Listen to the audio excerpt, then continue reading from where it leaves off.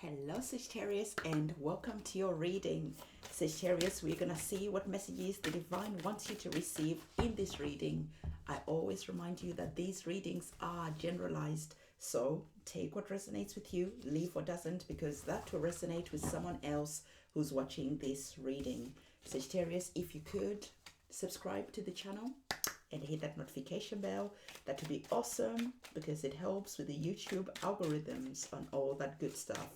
Okay, so what I'm going to do is I'm going to get your cards for you, and as I'm doing that, remember to have a look at your sun sign, your moon sign, and your ascendant sign. When you do that, you get a complete picture of the energies that you are working with. Okay, so we're just going to grab your tarot card and then we can get started. So let's see what is coming up. All right, this card. All right, thank you. So let me just pop this to one side and we can get started for you. So we have your cards that are here. And so the first card that you received was, I like this card, was reminding you, Sagittarius, that you are not alone. I usually keep this card actually outside around my my studio. So when I'm not using this card always reminds me that I'm not alone. So I'm happy to see this card for you. So this card is saying that, Sagittarius, you are not alone. Okay, your ancestors stand behind you, your guardian angels stand behind you, your orishas stand behind you. You always hear me say this, and it is an important reminder. And I especially like the imagery of this card. When you see that here you are not alone, there is like your spirit animals, your spirit guides are here with you. The celestial beings that walk with you are here. So you are never ever alone. But sometimes, for some reason, we forget that we're not alone. Sometimes you forget to ask for the help and assistance that you need. Sometimes you forget to communicate with your guides. And when you do that, this is when things get a little bit more difficult. Why? Because as you can see, your spirit guides have a higher perspective on what is going on. They can see things far beyond what you can see. They don't have the same fears, the same obstacles, the same challenges as you're going through. And so this is how they can guide you. This is how they can just give you that intuitive hint to tell you what to do next. Not only do they protect you, they want your best. They want you to win and to succeed. And of course, they understand that you have to go through different challenges, and they can't stop those challenges because those challenges are for your growth. Those challenges are for your own good. Despite how painful they might be, your guides are saying, we're always here, watching, protecting. You're never alone. Even when things get difficult, even when things get really challenging, we are always here. So for some of you, you are going through that energy of soul searching, searching for some answers, wanting to understand important questions maybe. Why am I here? Where am I going? Why is life so difficult and challenging? Why? And your guides are saying, start talking to us. And as you do, we are going to start giving you the answers. We are going to start communicating with you more and more as you strengthen the relationship with your guides. So if you are going through that energy of soul searching, of wanting to connect with the higher powers, start doing so. And I know that people say, but how? Just start speaking, communicating, just as you do with a friend. How do you start making friends? If you liked someone's energy, someone's vibe, you just went and said, hey.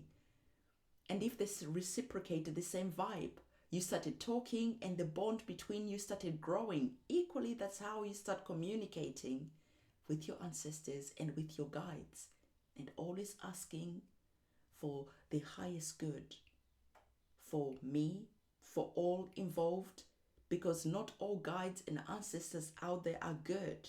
Okay, so you always need to put that boundary out there that you want to work with the guides, the celestial beings that have your highest good at heart, okay? And so this is why I said, when you see a person that you vibe with, you go there and you start talking and you see if the vibe is reciprocated. And when you see that it is, you start talking more and more, you start hanging out more and more, you start doing things more and more, equally the same as your guides and your guardian angels and the orishas. It is all about building a strong bond. You can't just be here being that friend who's like a user. You know, that friend who only reaches out to you when they want something, when they're in trouble. No, this is about you really nurturing this bond and letting this bond grow more and more. And then when you're in that energy of soul searching, when you're in that energy of needing help, your guides and you have already established a good relationship. And so this is how they can start being in that energy of blessing you with their intuition, blessing you with their advice, blessing you by just being around, blessing you by protecting you. So many blessings come when you start speaking to the keepers of the earth, to the keepers of your soul, to the keepers of you and the protectors. And it is that energy of understanding that they are a team out here that works with you. And you made soul contracts, you made that decision that, hey, you know, if I'm in trouble, will you protect me? And they're like, of course, we're your team. We have your back. We're here walking with you. And for some reason, you have forgotten, and they are just out here twiddling their thumbs, waiting for you to get in touch, waiting for you to ask for help, waiting for you to ask for assistance so that they can bless you with giving you those intuitive hints, blessing you with their presence, with their protection, and then making life a lot easier. So you are really blessed, Sagittarius. It is just that energy where some of you have forgotten and they are asking you to start remembering and start getting in touch and start building and nurturing that bond that is here. Okay, so the divine is also wanting you to understand that for some of you, the trigger to this soul searching moment has been people who disturb your peace, situations that disturb your peace.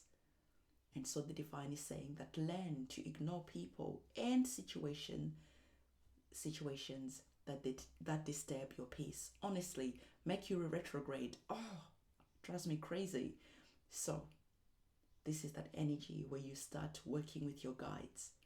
And when you get triggered and you want to respond back and you're not understanding why people are just the way they are, and your guides will start speaking to you like, hey, baby, calm down. It's okay. People are the way they are because this is where they are spiritually. Mean people are mean because they haven't learned to vibe on a higher vibration. And they want other people to come down to their lower vibration. And this is why they're mean. This is why they're out here trying to disturb your peace, because their peace is disturbed. And they don't want to see you peaceful. So this is why they send out invitations that trigger you, to make you angry, to make you feel some type of way. And before you know it, you're going down there to the lower vibrations to deal with these low vibrating people, because your guides and your ancestors, you are not asking them for assistance and help and protection around your energy, so that you are not dealing with low vibrational people, snakes, backstabbers, haters, all that. And of course, this is life. You're always going to have these people trying to penetrate your energy. And this is why your guides are here with the protection barrier, protecting your energy, protecting your spirit, protecting you, so that when these people are here trying to disturb your peace, when situations come about that triggered you, you just tap in to that higher vibrating energy, because you know that you are protected and it is none of your business to get off your throne, to go and address peasants. Okay? So, your guides, the divine, are saying when you're in this energy of allowing people to be where they need to be, because they are living their life and they are learning, you let other people live and learn. Because once you were that person who maybe triggered other people, and at some point your spirit started growing, you were triggered to go into that soul-searching energy. And as you did, you started vibrating higher and higher and higher. And now that you're in this energy of wanting to be a good person, wanting to be a person who is just in a peaceful state of mind, despite what is going on in the world, despite what is going on out there, you were just in that state of flow, of allowing. Why? Because you're protected. And you're understanding that you have to let other people live and learn too. Because we all have to go through that journey. It is like going to school. You start off in nursery, and then you go to primary school, you go to secondary school, you go to university, you go wherever it is that you need to go. But we are all at where we need to be. And so you allow people to be where they need to be, but you don't allow them to come and disturb your peace. Do you understand the difference? It is not about you trying to go and educate people about how they need to lift up their vibration, because if that's not where they are, you are just preaching to people who are deaf to your message. And in fact, all you're gonna do is to trigger their demons. And when you trigger their demons, this is when you're gonna get into arguments, into fights, because those people are not ready to receive your uplifting energy. So live and learn, and let other people also live and learn. So we spoke about your blessings. We spoke about strengthening that bond between you and your guides. And we spoke about all that, the people who are here trying to disturb your peace. You're starting to realize that you're limitless. You're starting to realize that you can vibrate higher and allow other people to be where they need to be. If they're low vibrational, and that's okay. But you're realizing that you are limitless. And what do I mean? You are focusing on where you are going. You are focusing on achieving whatever it is that you're wanting to achieve. You are focusing on your goals, on your future, and on protecting your vibration. So as you do that, more and more blessings start to flow, because I feel that the blessings that you're praying for, the reasons why they're not manifesting in your life is because your vibration is not yet matching what it is that you're praying for, because everything has a vibrational signature, and you can try to manifest all you want, but until your vibrational signature is matching what it is that you're praying for, what you're trying to manifest will never really come into your life until you lift up your vibration. It is that simple. Let me put it in a different way. It is like, let's go back to school. Nursery. You want to learn to be a really affluent reader, but you haven't learned your ABC yet. It's not saying that you cannot learn to be an affluent reader, but until you learn to do your ABCs, your phonics, and all that, it is all about progressing and lifting up your talents until you get to that energy where you can be an affluent reader, because you are now learning how to put letters together and reading them as words, and then you can get faster and faster and faster. So it is not that your desires that you're trying to manifest are out of your reach. Your vibration is not matching yet, because you are still lifting up your vibration. So this is why your guides are here protecting you, are here working with you, so that you can lift up your vibration, and then you can claim your blessings It is quite simple, but it can seem a bit confusing for some reason, okay? So your blessings are never denied to you. Your blessings are waiting for you to lift up your vibration so that you can claim them. So the card that you received was the Ace of Pentacles. I love the Ace of Pentacles in this tarot card. They're called Ace of Crystals. Either way, the Ace of Crystals is all about understanding. It is all about receiving. Receiving what? Receiving an offer. When we're talking about pentacles, it is usually an offer of money. It is always that offer of something that you can use to upgrade, something that is tangible, because the pentacles are tangible. They are money, they are health, they are the things that you use to get something else. They are vibration. We're speaking about vibration, and we all know that crystals vibrate at different levels depending on what crystal you have. And so equally, you have an offer that is coming in. Maybe it is this message that you're receiving that is lifting your energies up so that you can receive this offer that is waiting for you. So some of you, if we put it in language that is easy to understand, some of you are trying to sell your home. Suddenly, boom, you're receiving an offer. Some of you are trying to sell your car, whatever it is.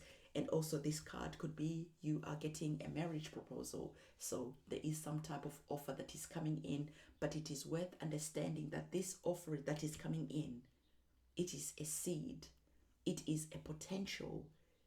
Just as someone asks you to marry them, there is the potential for you to say no or for you to say yes.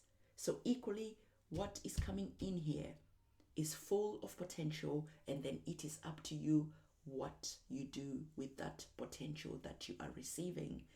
Sagittarius, the reading is long enough. I'm going to let you go. Don't forget to give this video a thumbs up, comment, subscribe, hit the notification bell. I'll see you soon. It's a goodbye.